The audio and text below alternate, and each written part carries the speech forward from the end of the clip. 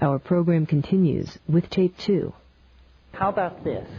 Maybe there's something wrong with that metaphor, because notice it has to do with planes and transitions. It's an inherently dualist metaphor. How about if we say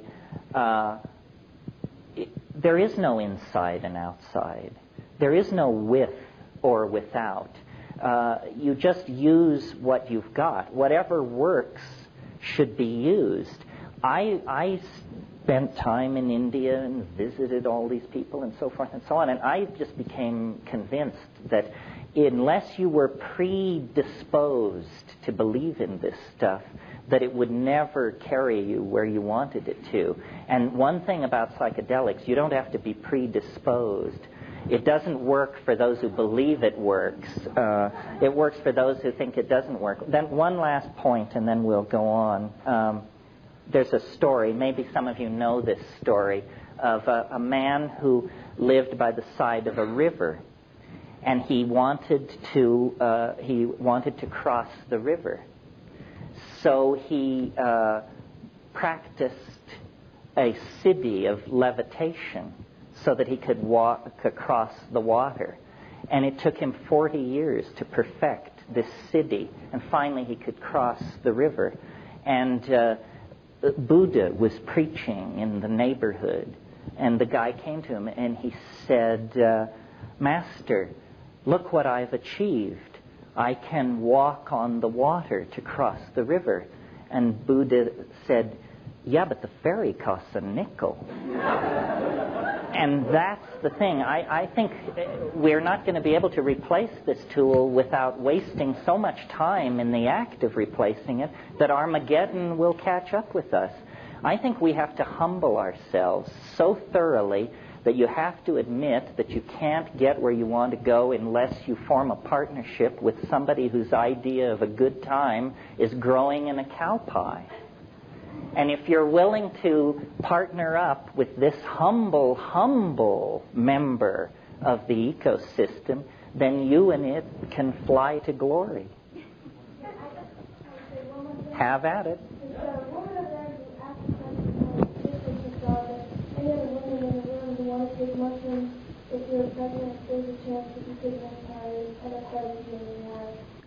Yeah, I wouldn't recommend, especially in the late stages of pregnancy, doing anything that is going to wildly perturb you. And you know, LSD was discovered in the act of trying to produce better drugs to induce labor. So that's excellent advice. Honor the fetus. Yeah.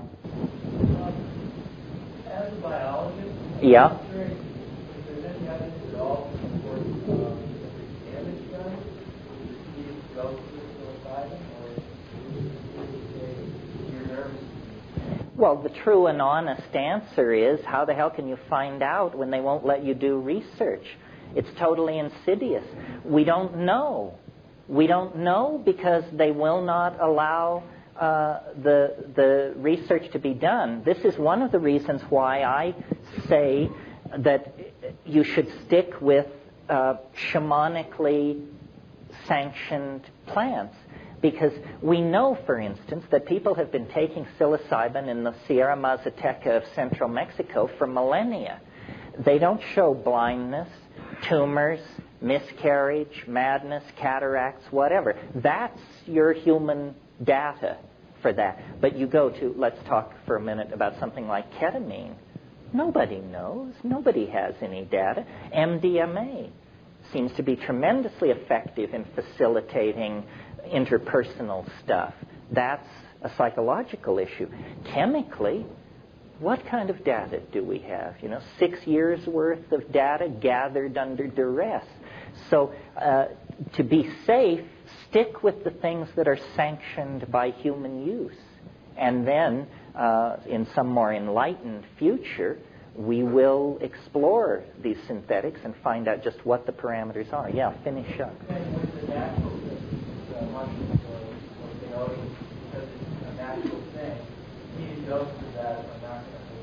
No, I'm not saying that. I'm saying take things which have been sanctioned by human usage. I mean, how about a plant like Strychnos nox vomica? I mean, you're dead in a minute and a half. And it's a beautiful, wonderful plant. Why did it kill you? Well, because it's jammed with strychnine. No, it's nothing about its being a plant. It's about having a repeated history of human usage. That's what sanctifies it. Yeah, the lady in magenta. First of all, I'd like to try to the woman who's sitting over here. I deeply respect the position there because many times in my own search for consciousness, I've wanted to not have to depend on an external catalyst to catalyze my growth in consciousness. But I would propose that you think about one thing, and that is, I studied plants for the last 23 years, plants as medicine. And what I noticed is that there is a particular co-evolution that happens between the plant and the human. And so what I started taking for granted at one point that the mushrooms are going to catalyze the same kind of consciousness that they always have. But not only do the biological climatic situations determine what is going to happen to that mushroom, how it's going to affect your body, but I think that all species are changing consciousness at the same time. So what the generations of mushrooms might have given me years ago when I was 18 years old, that whole species as a whole might be prepared to teach an entirely different, more evolved lesson at this point. And so I'm just trying to catch up a little. That's really an interesting point. I mean, it never occurred to me, but somebody brought it up to me. They said, have you noticed that the trips are changing? And once you do ask yourself this question, it does seem to be so. And I don't know whether that's a deep assertion. I'm not sure exactly what's going on there. For instance, this goddess thing, I don't think people gave the goddess a thought in the early 1970s, late 1960s. Now, people have, some of the least likely people report intense encounters with the goddess. So is it amplifying the general mindset of the society, and so there's more goddess stuff there? Or I don't really know. It's a very interesting question. There are more questions than answers. I mean, this is definitely wide open stuff. Yeah. You discussed our sense of health, which certainly makes sense, is a believable description. And you suggest the use of psychedelics of psilocybin as an antidote to that. But I have trouble seeing a cause and effect relationship as far as what our use or more widespread use might lead to in terms of veering the path. We're trying to restore the relationship of ego to the other components of the psyche that existed as recently as 12,000 years ago. The ego has become a deadly growth in the historical societies, exacerbated by the phonetic alphabet, monotheism, modern science. This is like you're getting sicker and sicker and sicker as you lay these things on. And so the idea is that if we could restore the original diminished role of the ego that it had for that period, however long it was, that we could begin to solve our problems. Because the problems which face us, put very simply, are going to demand sacrifice. And sacrifice is what the ego doesn't want to hear about. I mean, when you go to somebody and say, look, to save this planet, we're going to have to redistribute income radically. That means everybody in this room is going to have less. We're going to have to honor a whole bunch of cultural positions that we previously just were going to bulldoze over, and so forth and so on. So it's the diminishing of ego by any means necessary that lies to getting any grip on our problems. I mean, if we continue as we are, I think we have probably less than 30 years before life is irreconcilably screwed up. You know, nobody believes that the future is rosy and wonderful. I mean, if you go to the people at the World Bank and the IMF and these people who are straight, suits, all of them, they have a set of curves which would stand your hair on end. When they propagate the curve of population, the curve of toxification of the environment, the curve related to the ozone hole disappearing, you see, it's finished sometime in the next 50 years. They don't talk about this because they don't want to panic the vast numbers of people who just go to work and raise their kids and pray somebody smarter is doing something about all this. But they don't believe there is any kind of normal future. And I don't either. I think that it's business as usual is not on the menu, folks. We're either going to go into an era of immense resource scarcity, regimentation, governmental interference in our lives, tremendous propagandistic efforts to make us do one thing or another, or we're going to pull the plug on scientism and its stooges and the institutions which feed it. Capitalism is an interesting problem, more easily discussed now that communism is out of the picture. Capitalism is as anti-human a philosophy as you can possibly conceive, because at this very moment we should be consuming less, manufacturing less, selling less, transporting less. And what's the battle cry? Free trade everywhere. What does free trade mean? It means my right to come to your country and sell the most outlandish junk you've ever seen, and you will have no right to turn it away, because in the name of free trade, crapola has to go everywhere. It's really, see, they try to tell you that capitalism and democracy are not at variance. Actually, the whole Marxist-Leninist socialist thing was a side dish.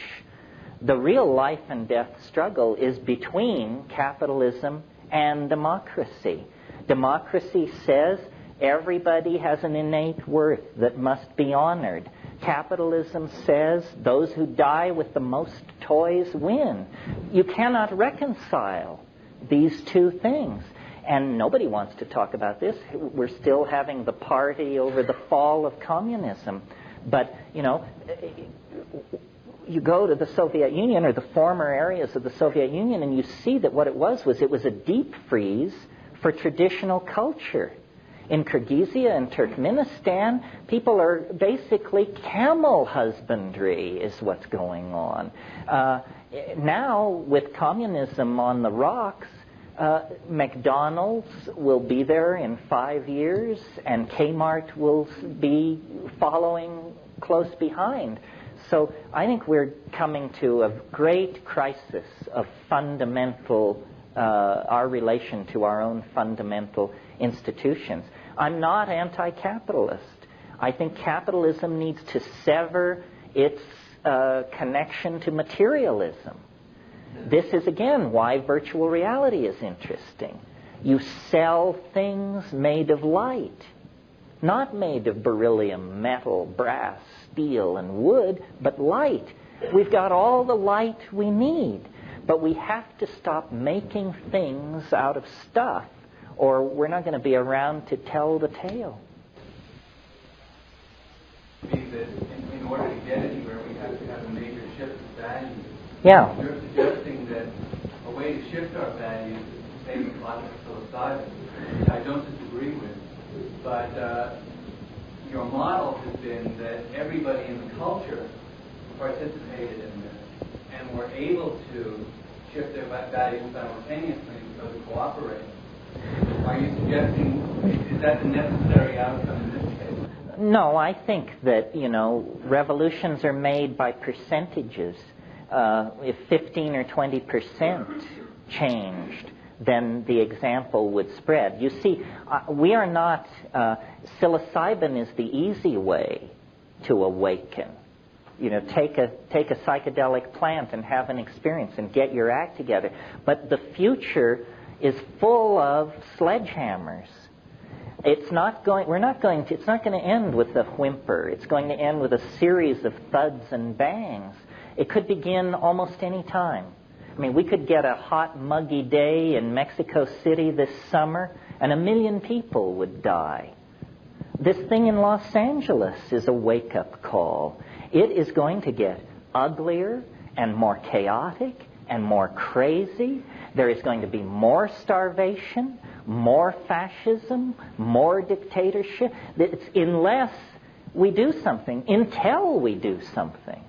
And how bad is it going to have to get before people say, we're doing something wrong? People dance on the Russians, but you've got to admire people who have the guts to say, we did it entirely wrong, 100%. I mean, can you imagine in this country being able to it may be coming. It may be coming. This character from Austin is a peculiar item in the mix. I for years had a fantasy speech, which I always imagined that I would somehow end up giving. But it's the speech where you say, my fellow Americans, you have been lied to, screwed and abused by these two criminal parties for 100 years. And your only hope is to overthrow the Republicrats and create a decent world to live in. Well, no Republican can make that speech. No Democrat can make that speech and be credible. It has to be somebody who wasn't in bed with either of those forces. So I'm not at all pleased by who apparently will bear the mantle.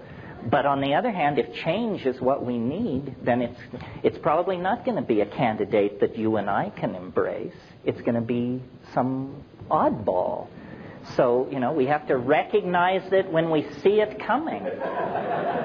Yeah. A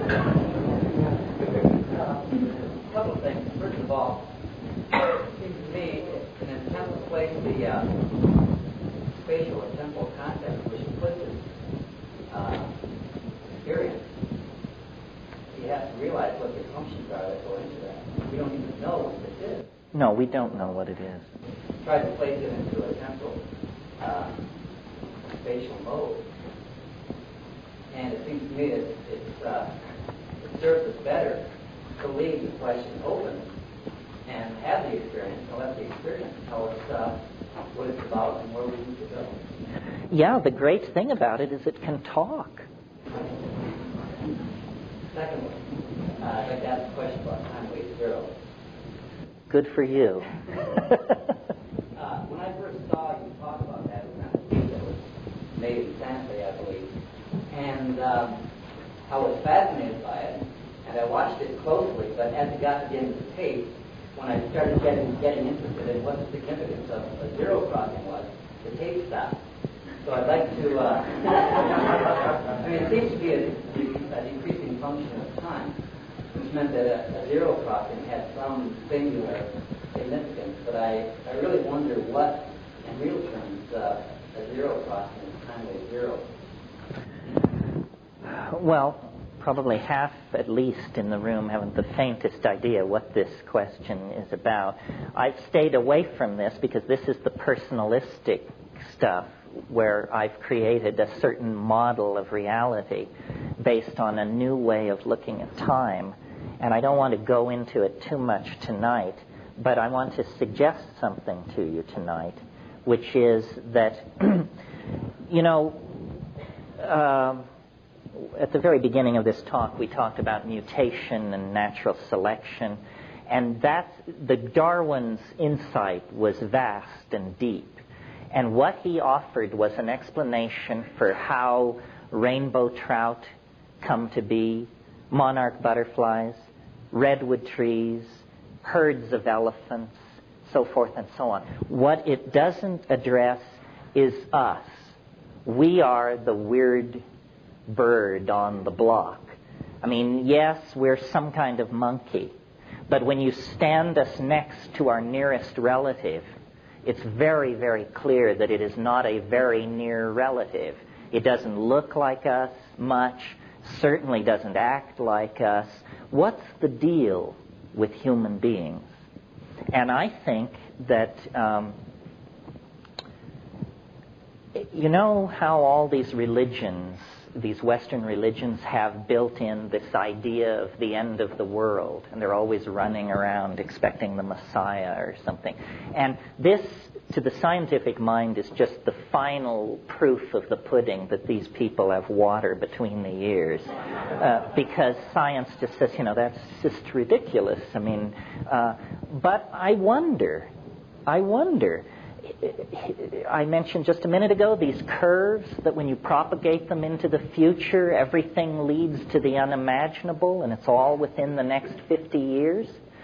So I sort of think as human beings as analogous to iron filings on a piece of paper. And you shake these iron filings out of a salt shaker or something, and there they lie, randomly arranged in heaps. Well, then you come underneath the paper with a very powerful magnet. And lo and behold, these little iron filings coherently arrange themselves into this beautiful double mustache pattern, which I'm sure you've all seen.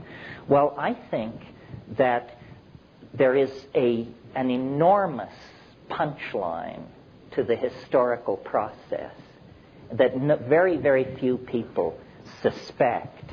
And that what history is, it's what happens to an animal who falls under the influence of a kind of strange attractor, and that we are being pulled into a well of transformative intentionality.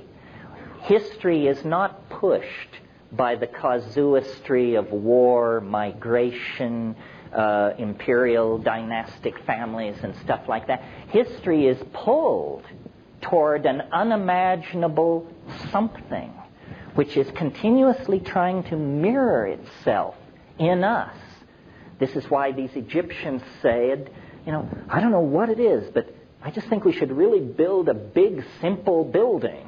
They say, I don't know why, but I'm going to enslave 50,000 people and do it, and don't ask me why. And this is the same force that reared Chartres Cathedral.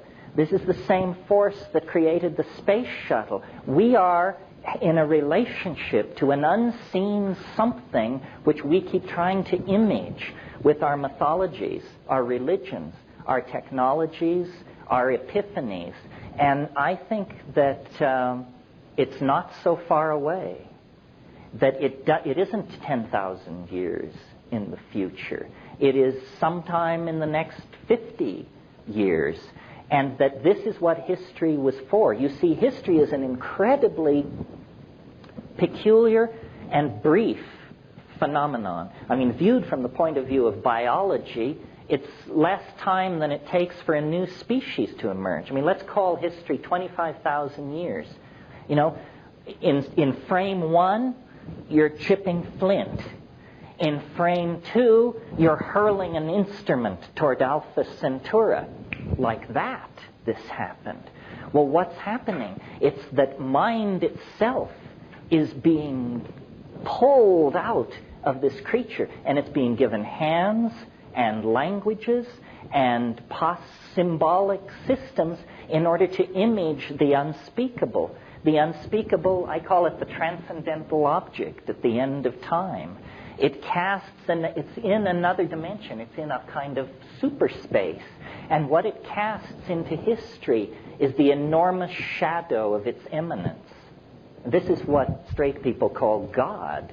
This is what all these visionaries are raving about. It's that when you sink beneath the surface of ordinary causality and mundane ho-humism, what you discover is this enormous transcendental object, which you could call it, you know, the Sacred Heart of Jesus, or the flying saucer, or the Philosopher's Stone. It's all of those things, and much, much more. It's not only stranger than you suppose, it's stranger than you can suppose. And it has called us out of animal organization. Over a 25,000-year period, we hang in the balance, and then we meet it. And we're going to meet it. That's the light at the end of that birth canal of transcendence that I referred to. And now I see that our song is sung, our time is done. Thank you very, very much for turning in.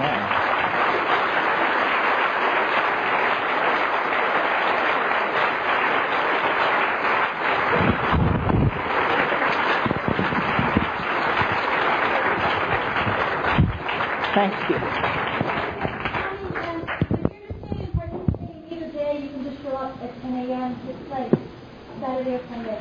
Many blessings. Yeah, we'll dig into this deep. In the interim, I think that it's worth taking the time for everybody to just make a very brief, very, very brief statement about. You don't have to say who you are if you don't want to, but you can say what you're hoping for or why you're here or what your agenda is, just so that if it turns out we're 80% shrinks or, 80% ceramicists or something, then we turn it that way. And those of you who are undercover, please stay undercover so you don't alarm anybody. Especially me, right? So why don't we just start and go across in some reasonably logical fashion, which, yeah. We don't want to record this. No. Well, that tells you what you're worth, doesn't it? Oh, true. No, let's not record it so people... And also, I had at one point thought I would be an art historian. That was one of my real obsessions. So I had enough art history to be trained in, recognizing the evolution of motifs, how one artist passes on techniques and conceits to his students or his imitators, and all this art historical stuff. And I also had been very interested in Jung. And none of this seemed to explain the content of the psychedelic experience. I would get in there and say, well, how come I'm not seeing A, archetypes, and B, things which somebody else, I don't know, Dali, Ensor, Caravaggio, Bosch, somebody should have seen this stuff and gotten it down. And there didn't seem to be a trail through the history of Western art of the presence of this dimension. So then I thought, wow, is it that nobody knew about all this? I mean, Bosch would have given his right arm for a sheet of blotter, I would think. So it became for me like a mystery. Where is this stuff coming from, and what does it say about our humanness? Yeah. I've read and heard that Bosch was somewhat of a guinea pig by the alchemists of his time who were experimenting with him. Well, there's a lot of ink been spilled over Bosch because he is such a startlingly radical painter in the context of his time.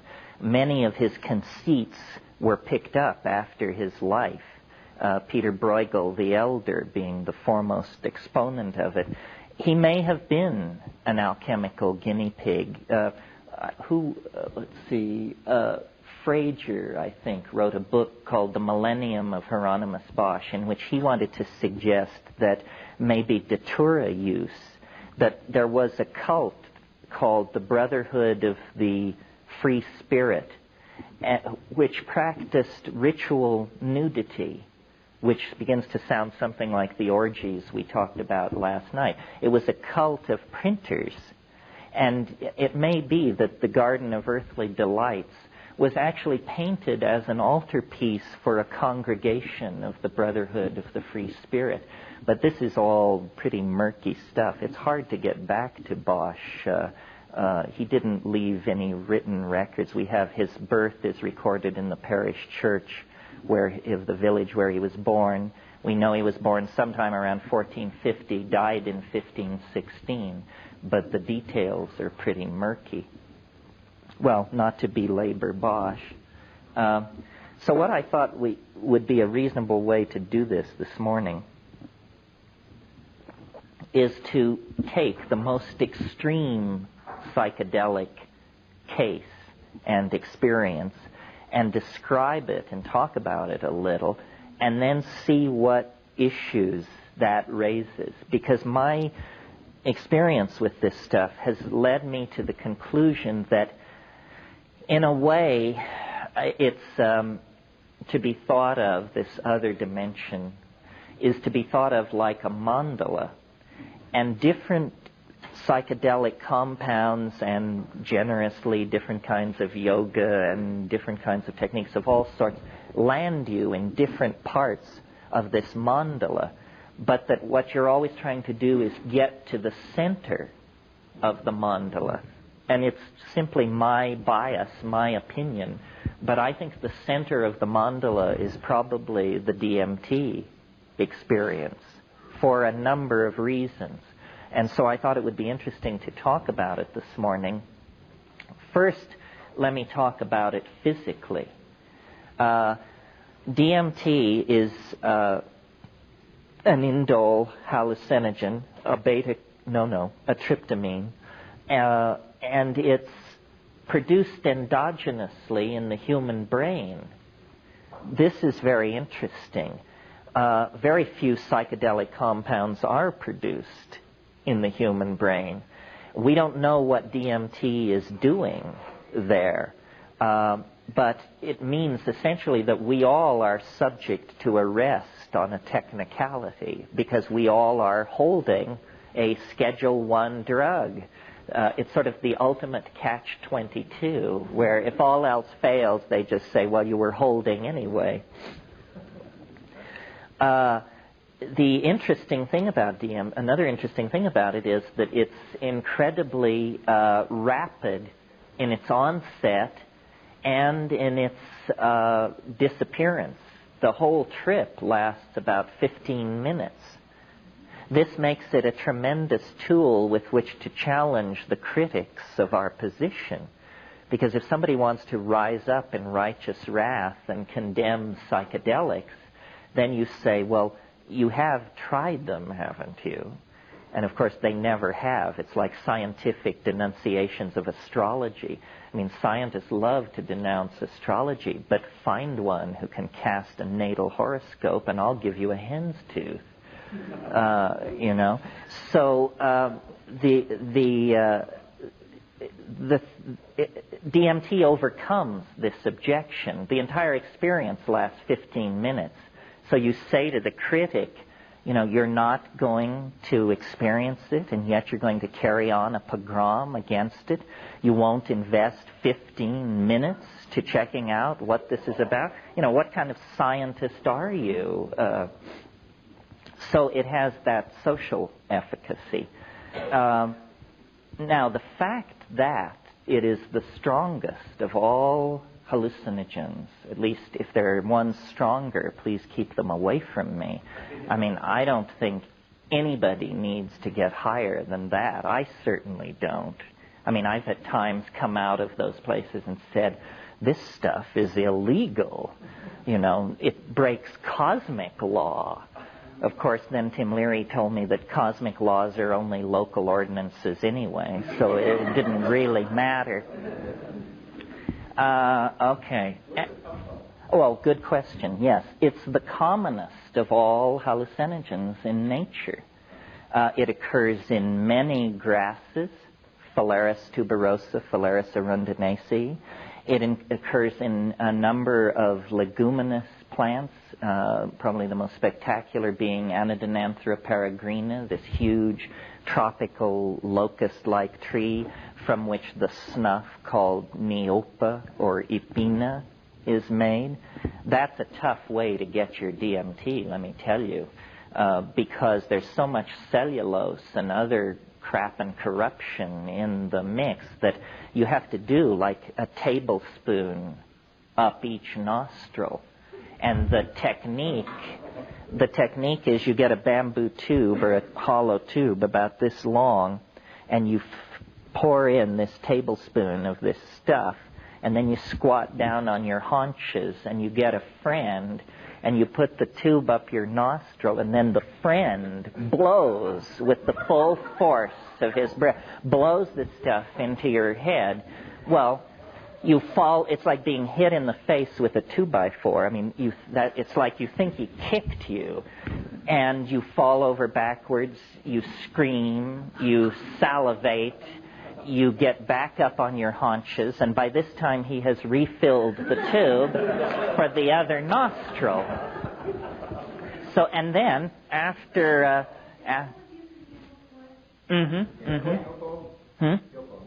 Yopo, Ipina, Nipa, it depends on the language group, and the Waika, Yanomami, it's also called Vilka in the Carib language.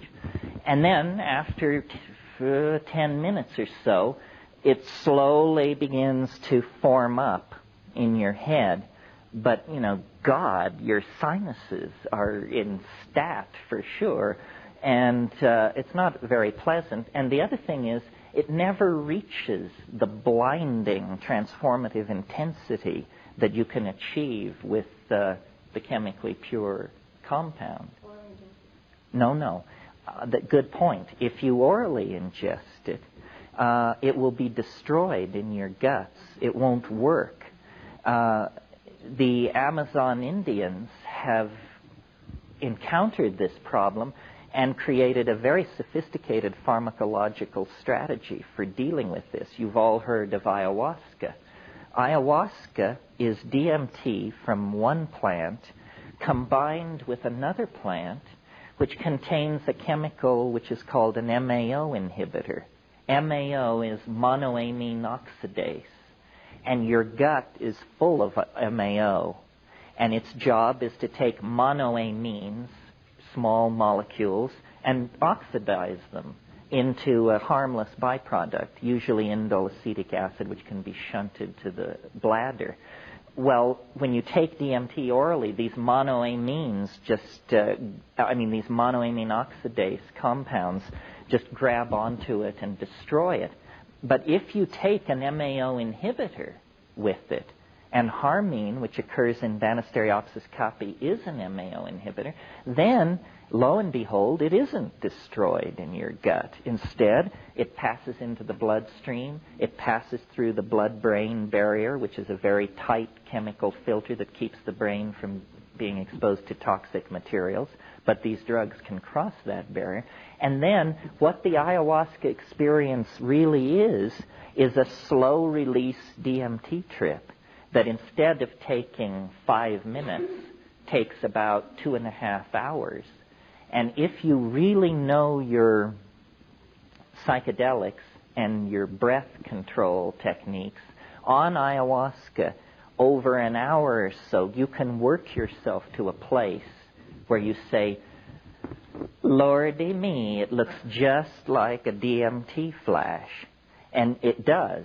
But you've had to do some hard climbing to get there. With DMT itself, once you push the start button, there's no stopping it. And I think it's worth describing it. How many people have had this experience? Well, so they can somewhat anchor it. It's very subjective, obviously. But I will describe what happens to me, and then we can work out from there. One point that I want to make about these things is that the great strength of the psychedelic possibility is it's democratic. It isn't that people of great spiritual advancement attain these states, or people who have studied under some lineage. It's truly available to everyone. And when I had my DMT experiences, I realized, either I am incredibly special, which there's no other evidence to support that, or this is something which can happen to anyone. And that's the more interesting possibility. After all, if it can only happen to very, very special people, then that lets most people out. But if it's generally available, then it's big, big news about the human condition. Yeah. the Indians found these complicated ways to use these substances remains a mystery. But how did they find it in the human brain? How did they find DMT in the human brain? Interesting question. How did they prove that it crossed the blood-brain barrier? No, I think he means how did they find that it was endogenously produced? Well, I think they were studying, the group that did this was at the University of Louisiana, Christian and his group, and they were studying fast reactions in the brain. And for fast reactions, you have to look at chemicals that can go through some kind of cycle of structural change and return to their 0 point very, very quickly. Their original thought was that DMT mediated attention. I mean, I'm talking to you right now. Suppose there were a loud noise over here. We would all immediately project our mind onto the source of the sound. They thought that that was a neurological function mediated by DMT. Could be, I'm not sure. I suspect it has more to do with the chemistry of dreaming.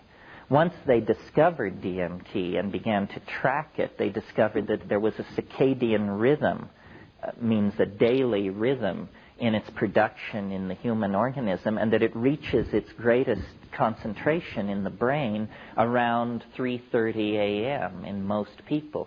Well, this is when the deep dreaming and the high REM states are really chugging. And I suspect, I mean, lucid dreamers may want to argue with this, but I suspect that every night we go deeper places than we can ever speak of, that ordinary dreams are right on the surface of consciousness. Big lucid dreams are an inch deeper, but I think we go 100 feet down every night into places where you cannot say anything about it. Yeah. I wanted to ask you about availability of DMT and for people who can't get Rahe, and I heard you talk about the excretion. Let's make that perspiration. Well, it's practicality for people who live in the States and can't go to the Amazon. It's hard as hell to find DMT. And this is a puzzle, because if you look it up in a standard work on organic chemistry, it presents it as a trivial synthesis, much more simple than LSD, which it always presents as quite a difficult synthesis. But when you actually talk to workbench chemists, it's tricky to make DMT. It's especially tricky to carry out the final crystallization. So what you're usually offered in the underground is some kind of muck, which looks sort of like maple syrup half gone to sugar. I wouldn't get near that, actually. It means they botched their synthesis. What you're hoping for is a white powder.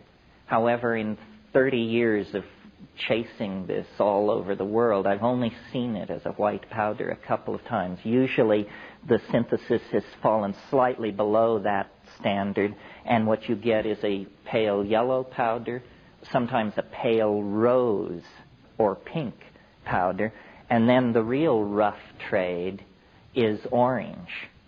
And this is what if you've seen it, this is probably what you've seen. It looks like orange mothballs, and it has the smell of indole, this very sharp smell, which if you're not a chemist and you've never smelled indole, when you reach in your mind for what is this like, you'll say, well, it's sort of like mothballs. Not quite, but it has that same sharp chemical, and this is what you're going to smoke, see. So a lot of people beef about that and say, well, it's like smoking burning plastic. Más o menos, but it is a little bit like that. The other objection to DMT that has been around since the 60s is people say it destroys brain cells. There's no evidence for or against this, but I would submit to you, as the people who are neurophysiologists can argue with this if they disagree, but I think an excellent index for the low toxicity of a drug is how fast it clears your system. And DMT clears your system in about 15 minutes. If you take some compound, drug, or whatever, and 48 hours later you're still taking hot baths and, wishing you could have a massage and sitting staring at the wall, then this drug is really sticking to your ribs. It means that your metabolic pathways have no way of dealing with it. They can't grab it here, they can't grab it there, and it takes a long time to leave your system. An example of this in the pseudo-psychedelic domain would be ketamine. Ketamine, the experience lasts about 45 minutes, but 48 hours later you can feel your knees suddenly go rubbery, or you can have what are technically called fugue states, strange states of disconnectedness from what's going on around you. This is not a very good advertisement for a drug. Here, this woman, and then you. I was just curious with the ayahuasca, how much was it to take effect and the same sort of experience? Well, less, because if you smoke DMT, the dose is approximately 50 milligrams, which is like the size of a kitchen match head. If you combine it with an MAO inhibitor and take it orally, you can probably get away with about 35 milligrams of DMT and 100 milligrams of harmaline. Now, harmaline itself is sometimes described as a psychedelic drug. I really think this is sort of misleading. You will have hallucinations if you take pure harmine, but only at doses approaching the toxic dose. Many compounds will give you hallucinations approaching the toxic dose. Bee venom, rattlesnake venom, stuff like this. That doesn't mean it's a hallucinogenic drug. It means you're dying. And you should take steps to correct the situation. Now, yes? You said that there was a short transit time, but how long does the memory of that experience last? Because that would indicate to me that there is still a presence, and perhaps at homeopathic dose at that point, in the mind, in the brain. Well, DMT, one of the things that has caused me to think that it might have a role in the chemistry of dreaming is that one of the frustrating things about it is you have this experience, without doubt the most bizarre, appalling, peculiar experience you could possibly have. That's at minute 2. At minute 5, you're raving about it. At minute 7, you can't remember it. And so it's literally like gold running through your fingers. You say, this is the most amazing thing. This is the most amazing thing.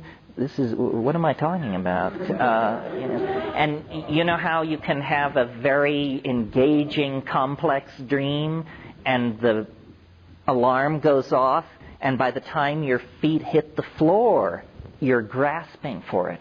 And it's literally melting before your eyes. That's a very DMT-like presentation. The way a dream melts away is the way a DMT trip melts away at the same speed.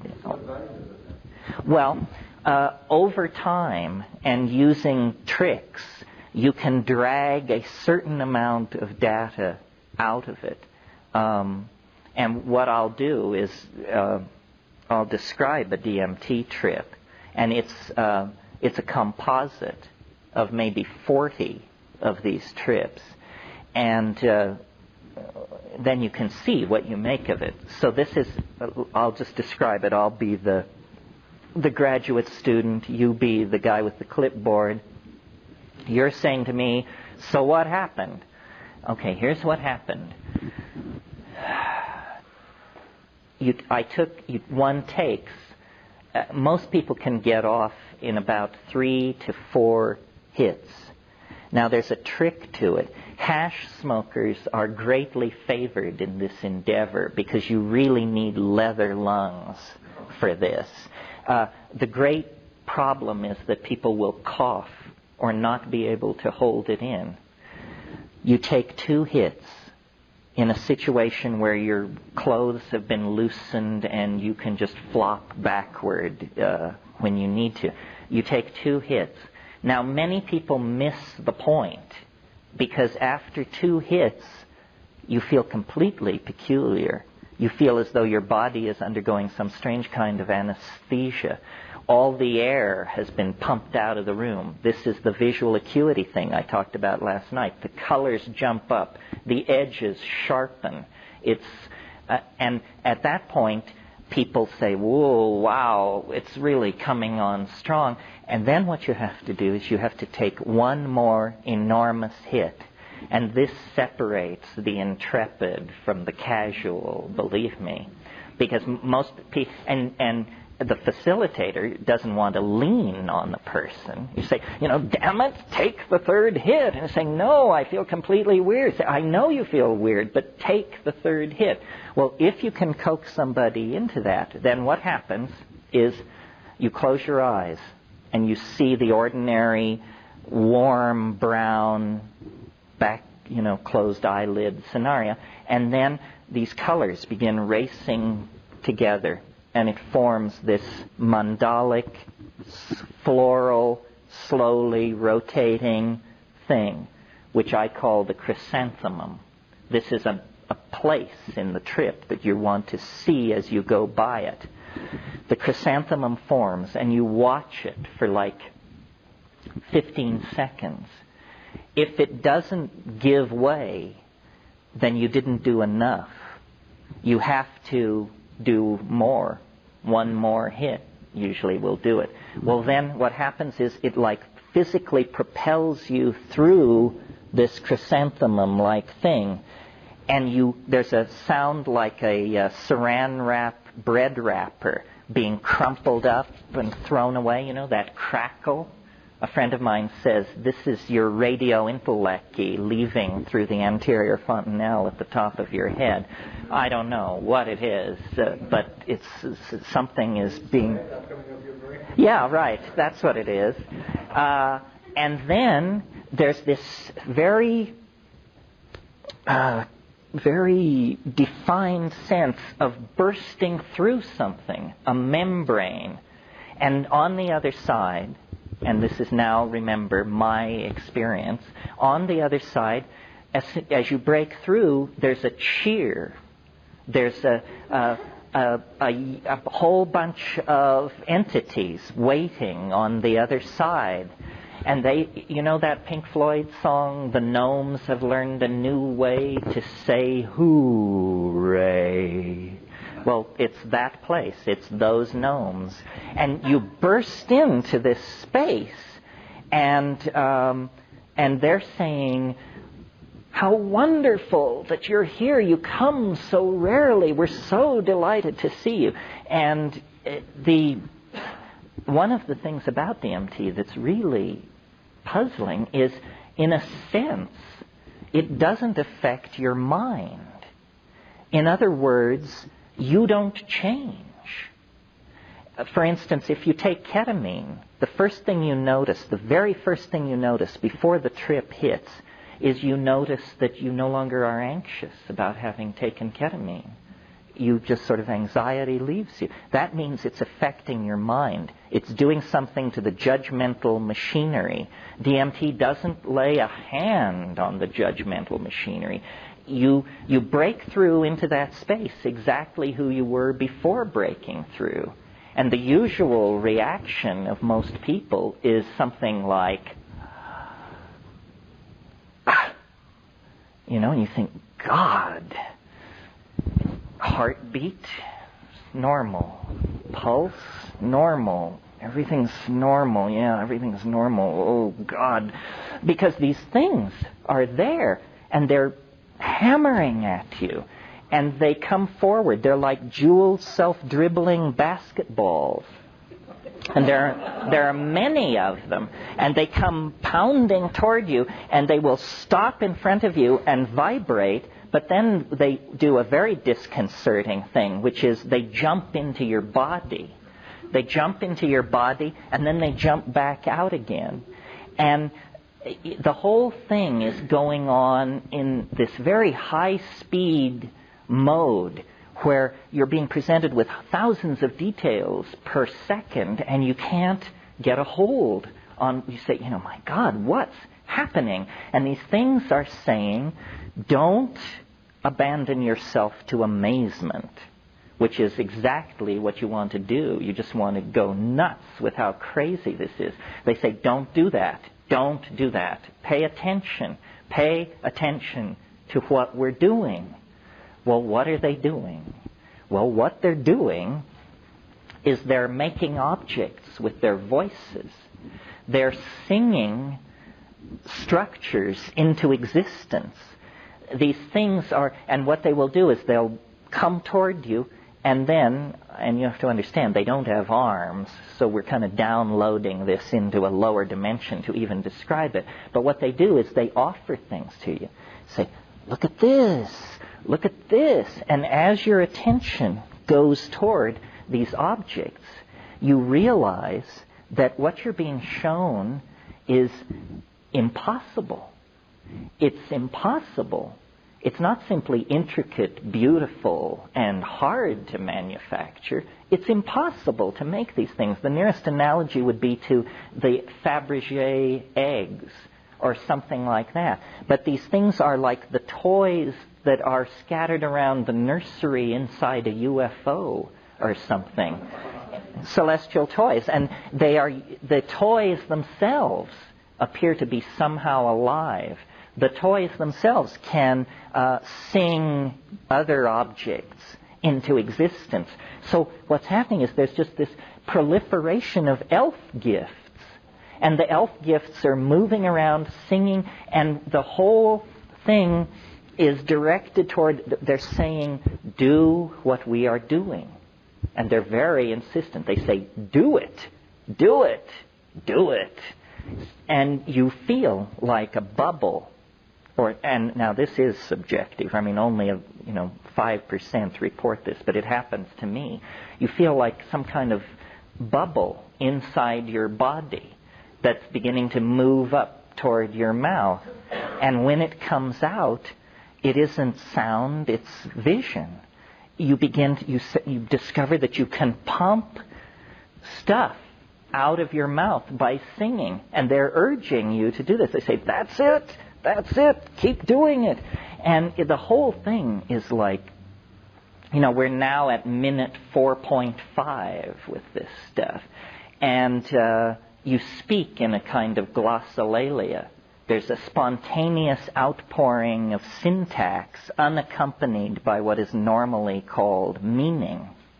It's sort of, he ding wow wak saptivi mudektivi tinget wahaksiki pipinen wahavedektam bohagagetek. And this is accompanied by a modality, something seen. And they're saying, yes, do it, do it, do it. And then after a minute or so of this, the whole thing begins to collapse in on itself. And they literally begin to physically move away from you. And usually their final shot is they actually wave goodbye and they say, déjà vu, déjà vu, which makes no sense at all if you analyze it. So then you come down. And you're now at minute 6 to 7. And you come down, and it's like being more loaded than you've ever been. It's like about a 700 mic acid trip. But you embrace it as totally down. You say, I'm totally down. I mean, you look like a termite from Arcturus, and the room is decorated in Amish quilts, but I'm completely back. And then, over a minute or a minute and a half or so, the room just comes right back together. And 4 minutes after that, some people can give no account of it whatsoever. They just say, I don't know. It was the weirdest thing that ever happened to me, and I can't remember it now. And so that's the basic run-through. Now, a lot of stuff is going on in there. First of all, what are these things? And why do they want you to do this strange activity? And what's so great about it? Well, well, first of all, who are these things? We can, be good scientists and make a list of the possibilities and then see which seems more likely. They could be a disincarnate race of hyperdimensional dwellers who live in some kind of parallel continuum just over some kind of energy barrier, and they're there all the time. You do have the feeling that they're there all the time, that it's ongoing, that you have just cut into their scene. So that's one possibility. Another possibility is that behind all these psychedelics, and especially DMT, that this is not a drug at all, that it is essentially a pay telephone of some sort to aliens, good old National Enquirer type aliens who are using this as a communication domain. Say, we can't land on the White House lawn. That would create panic and hysteria. So let's create a drug, which inside the drug we will be able to deal with people. And I was hoping that John Mack, who's an expert on UFO abductions, would be here this weekend. I expected him because I think this whole abduction thing is not going to be illuminated until they start giving abductees DMT and saying, so is this what happened to you? Was it like this, or was it completely different? Well, so then those are the two possibilities that I sort of dealt with over the first 10 or 15 years of thinking about this. And then recently... Just 1 second. So possibly that experience that people are interpreting as an abduction is just a hyperproduction of endogenous DMT within the brain. It could be. What puzzles me is that the abduction thing is so non-psychedelic. It's so cut and dried. And all this anal examination stuff with strange machinery, there's nothing comparable to that, I'm happy to report to you, going on in the DMT thing. But it may be, you see... Their filter explains what they've done. Well, I'd be interested in looking at the possibility that DMT, under normal or abnormal conditions, could be sequestered in the human brain, and then some unusual stimulus or stress could cause it to suddenly be dumped. And I want to share that there have been some migraines that I've had where, what you just described about the colors coming in and the chrysanthemums happened, and it's been so fascinating. I've completely forgotten about the pain about it and just watched it for hours. Well, until I guess I fell asleep, but it sort of struck a note, and I was always under a lot of stress when I got the headache in the first place, and there seemed to be a lot of brain things going on with the migraine in the first place. So I'm wondering if that's...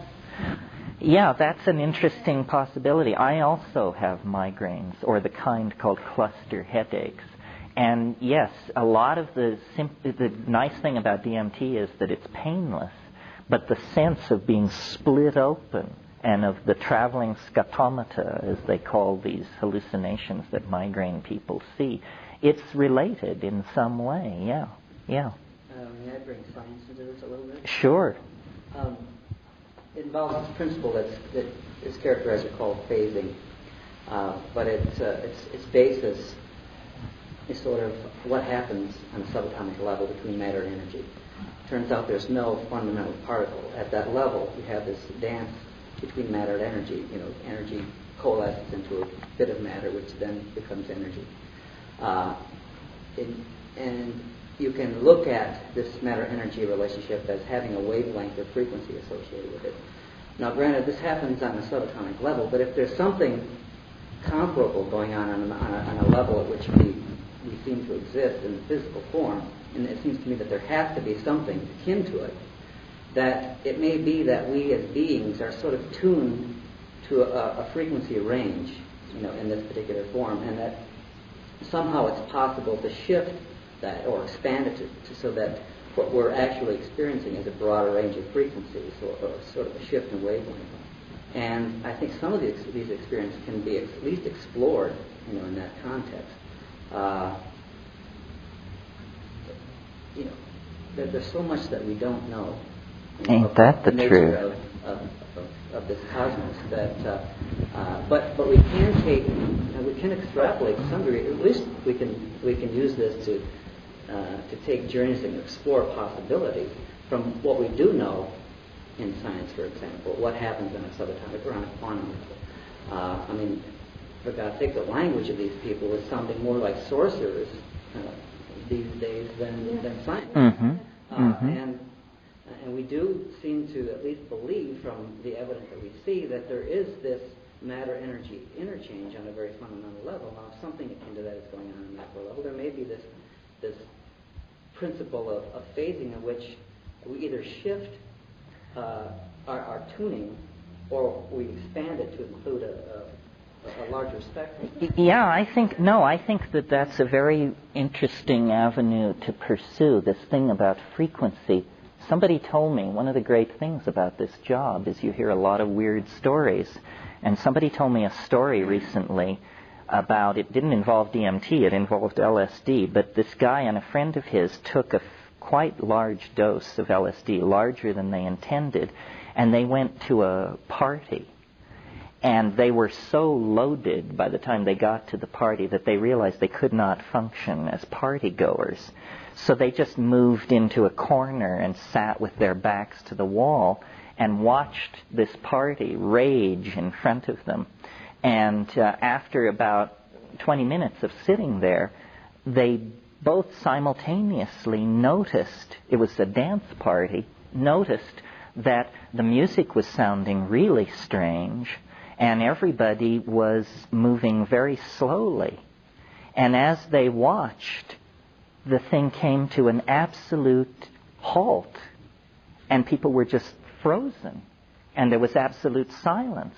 And at that point, the door at the other end of the room swung open, and an elf entered the room and moved among all these frozen people, and then left by the door he came in. And they both saw this, and they said that they could tell that it was, the people in the room didn't know it happened, because for them it occupied a microsecond. But this thing that was, in Carlos Castaneda, who God knows is not the world's most reliable reporter on these things, nevertheless, there is this thing about stopping the world. So maybe it's something like that there is, as you suggest, a frequency phase. Yeah. This sort of leads into the third possibility having to do with the origin of these things. And in a sense, this is the hardest one to swallow, but in another sense, this is the most conservative, in some crazy notion of conservative, the most conservative explanation. Because, yeah.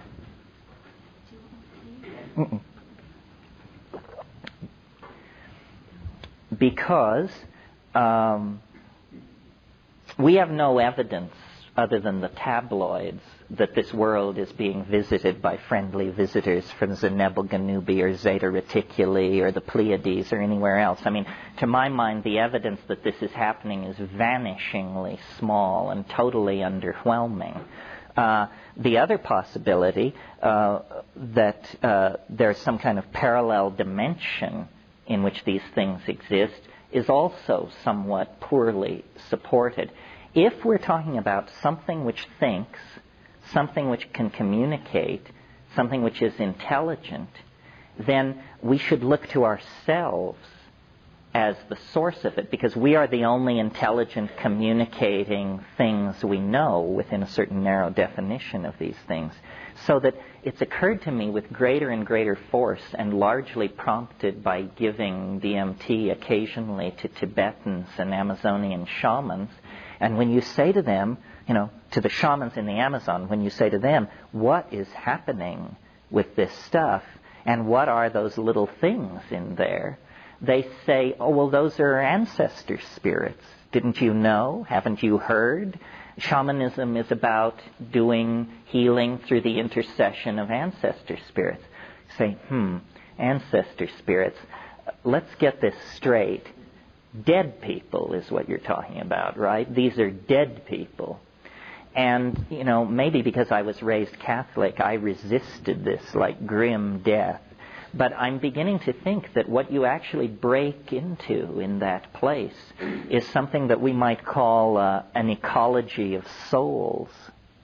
That is it possible to entertain the notion that at death you actually don't just become worm food, but that something survives in some other dimension, and that it has this bizarre character to it, and that this explains their peculiar affection for humanity and their involvement somehow in our fate. Well, this is, to me, fairly mind-bending as a possibility. If what is awaiting us at the end of the 20th century is the erasure of the boundary between the living and the dead, then we've all been too conservative in our projections of what is going on. Yeah. Isn't that one of the aspects of the returning of the Messiah, is the digital line?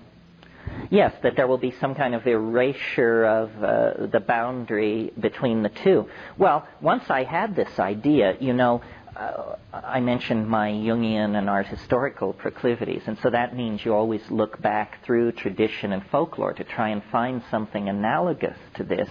Well, there ain't much, but there is one area that seems suggestive to me, and that is, as you all know, the Irish are a fairy-haunted race.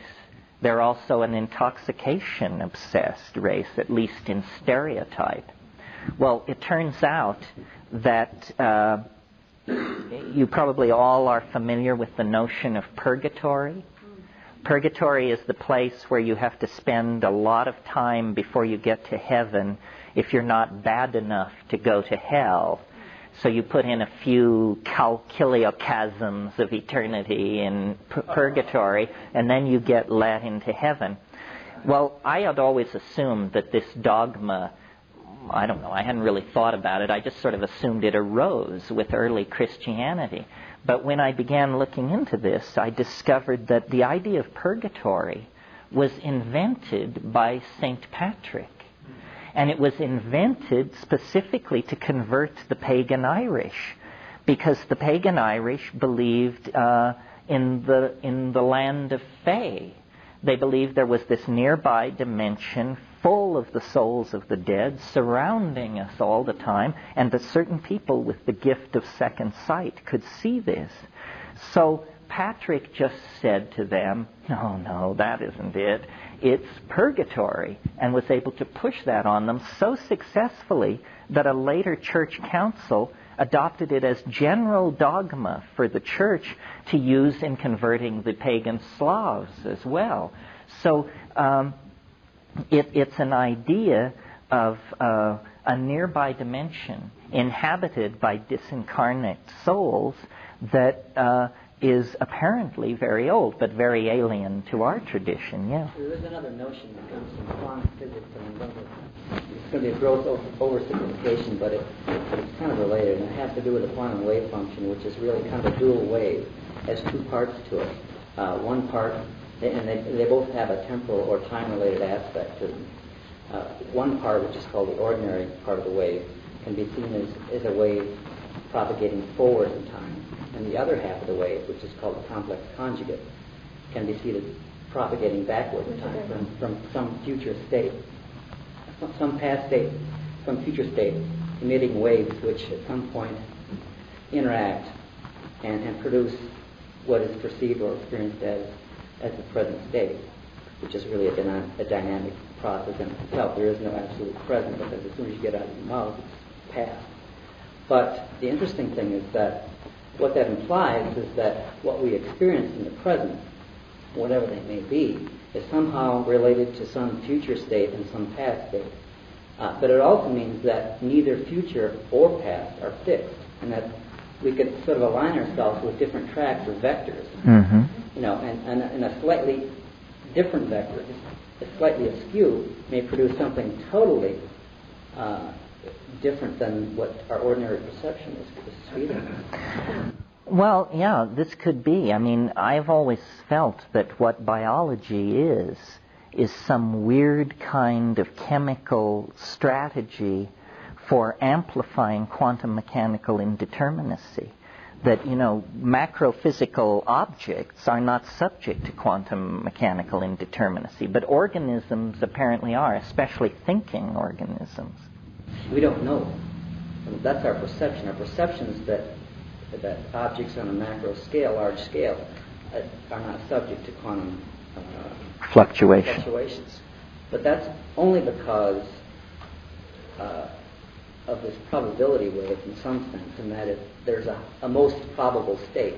And if we happen to exist in that our perception is that it's more fixed, that there is no indeterminacy, it obeys certain laws that are rather linear in nature. But we really don't know. What you're sort of saying is that natural laws only apply some of the time, which gives them a curious status as laws in that case. Well, that's sort of broadening the notion of relativity.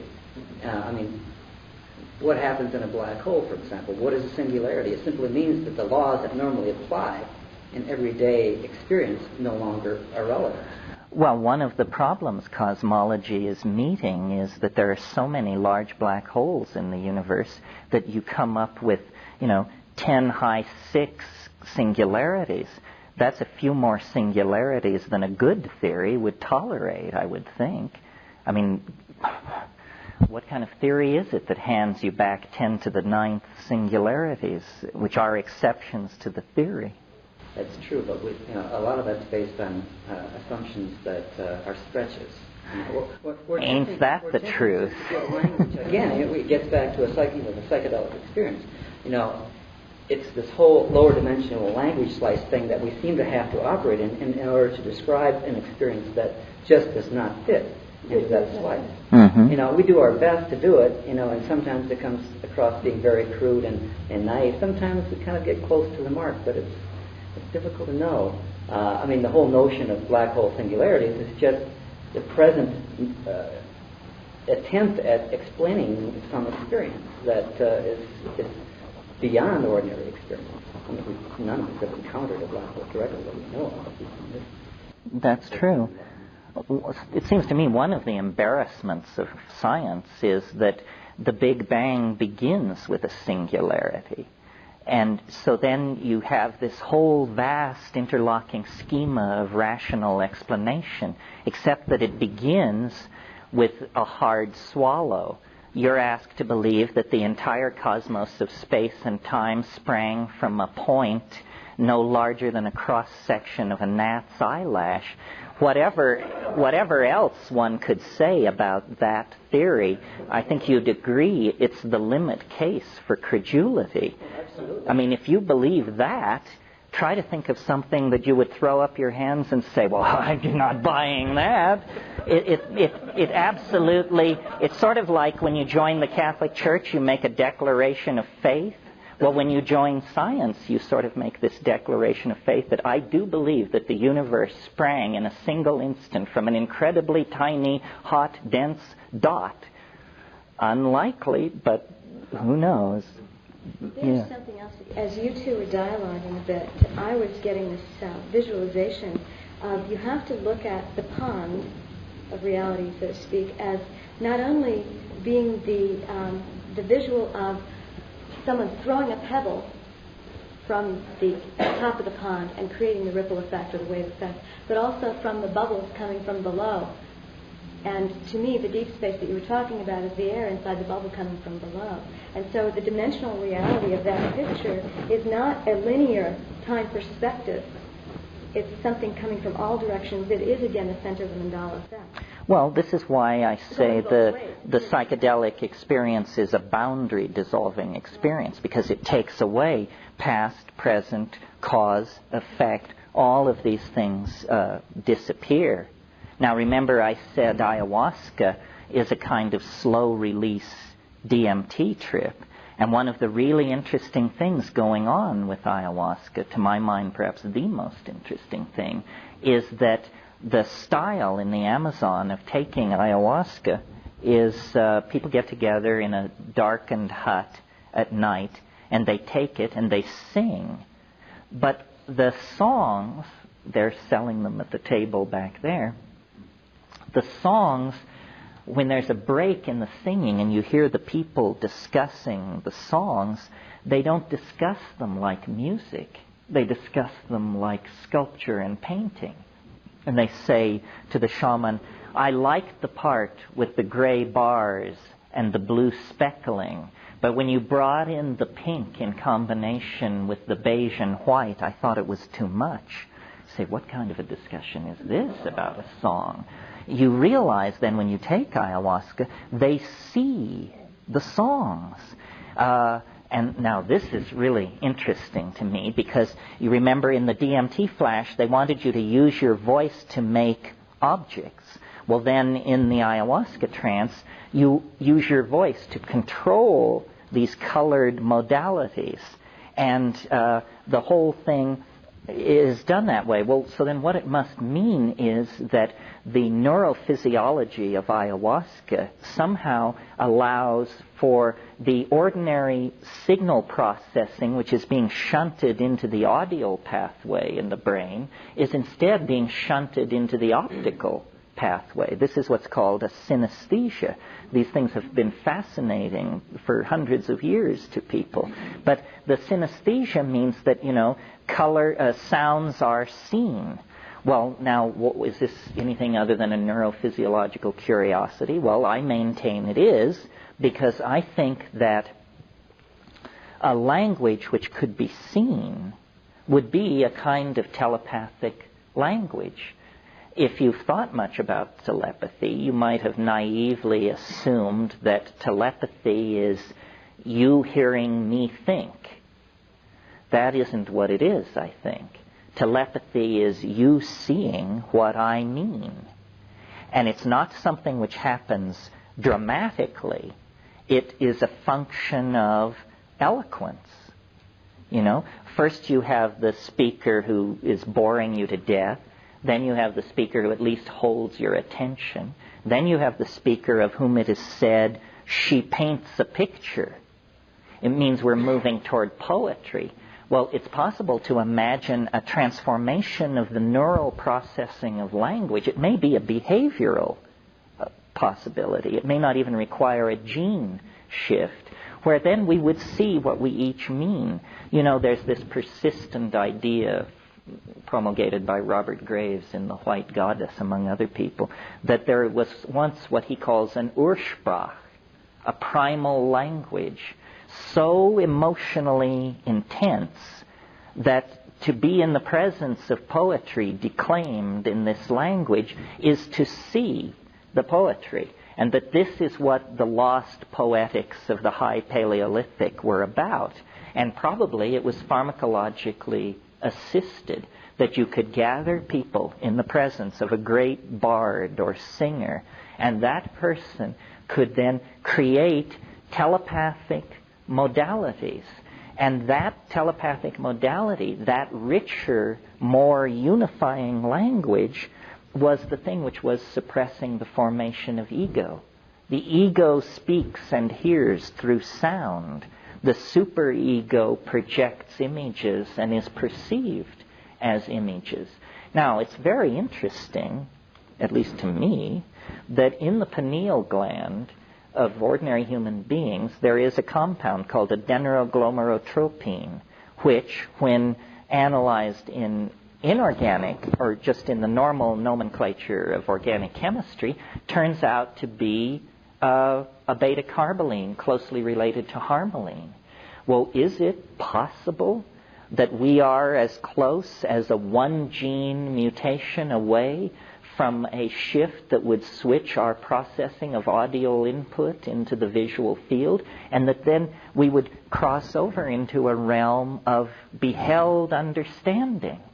And that this is the evolutionary leap that we're trying to make, that it's in the body not in the technology. In the body, there is actually going to be a one gene click to another channel, and then we will be able to see what we mean.